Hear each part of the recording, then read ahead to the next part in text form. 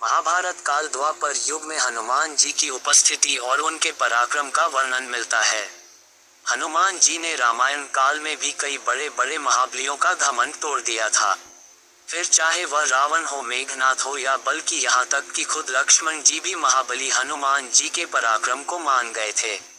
लक्ष्मण जी को शेष अवतार माना जाता है। उन्होंने ही बाद में महाभारत काल में बलराम जी के रूप में जन्म लिया था। तब भी उन्हें अपने बलशाली होने का घमंड हो चला था। द्वारिका में बलराम जी ने कई दानवों और असुरों का वध किया था।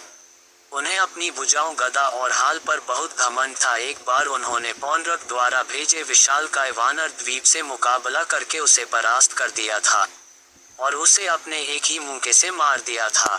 उसे करने के बाद तो बलराम जी का अहंकार 7वें आसमान पर चढ़ गया था। बलराम जी ने जब विशालकाय वानर द्वीप को अपनी एक ही मुख्य से मार दिया था तो उन्हें अपने बल पर घमंड हो चला था। तब श्री कृष्ण के आदेश पर हनुमान जी गंधमादन पर्वत से उड़ते हुए आए और द्वारिका की वाटिका में घुस गए। द्वारिका की वह वाटिका सबसे सुंदर थी।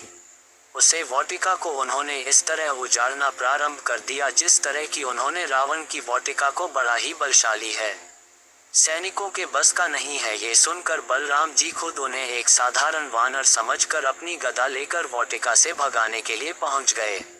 वहां कई चेतावनी देने के बाद भी जब हनुमान जी नहीं माने तो फिर बलराम जी ने अपनी गदा निकाल ली और फिर वहां उनका हनुमान जी से गदा युद्ध हुआ। युद्ध करते करते बलराम जी थक हार कर हम अपने लगे और उन्हें समझ नहीं आ रहा था कि किस तरह इस वानर को काबू में करो। थक हार कर तब उन्होंने कहा कि सच कहो वानर, तुम कौन हो, वरना मैं अपना हल निकाल लूंगा। हनुमान जी ऐसे में श्री कृष्ण का ध्यान कर कहते हैं कि प्रभु, ये तो हल निकालने की बात कर रहे हैं, बताओ अब क्या करूं।